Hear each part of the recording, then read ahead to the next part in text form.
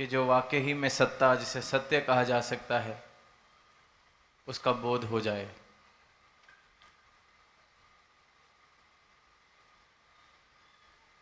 जिसे बार बार कहा जा रहा है कि अंग संग बसता है, जिसके लिए लिखा गया है कि शारक से भी ज़्यादा नज़दीक है, जिसके दर्शन करके अर्जुन ने कहा कि आपके आगे को प्रणाम, पीछे को प्रणाम, दाएं को प्रणाम, बाएं को प्रणाम, जिसकी सर्वव्यापकता का जिक्र हर वेद ग्रंथ, संत फकीर ने किया है, जिसने भी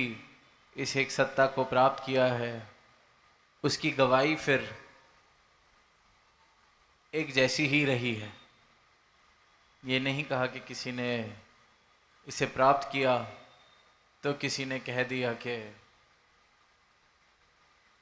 ये तो कहीं किसी कोने में, किसी चार दीवारी में बसने वाला है।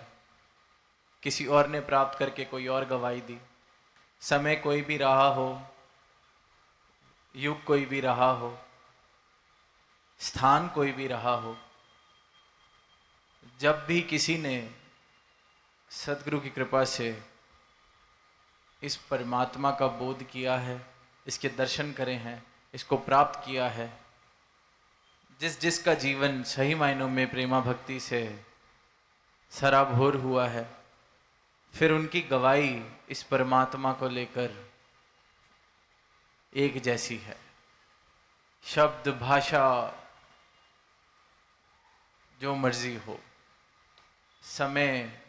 कोई भी हो, आज से 200 साल, 2000 साल, 20,000 साल, कोई फर्क नहीं पड़ता, क्योंकि सत्य आज जो है तब भी वही, और आने वाले समय में भी यही सत्य सत्य रहने वाला है।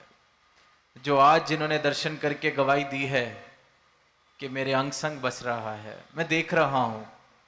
सदगुरु ने ज्ञान चक्षु दिए तो इसके दर्शन मुझे हो रहे हैं, तो आज या आने वाले समय में 10 साल बाद, 20 साल बाद, 200 साल बाद, 2000 साल बाद भी कोई सत्ता को प्राप्त करेगा, वो भी यही गवाही देगा कि पा लिया है, देख लिया है, सर्वव्यापी है, शस्त्र जिसे काट नहीं सकते, पानी जिसे भिगो नहीं सकता, क्योंकि ये कोई कागज की लिखी ही नहीं है। संतों के लिए, भक्तों के लिए ये आंखों की देखी बन जाती है। कबीरदास जी ने फिर जो पंक्तियां कहीं कि तू कहे कागज की लिखी, दुनिया कह रही है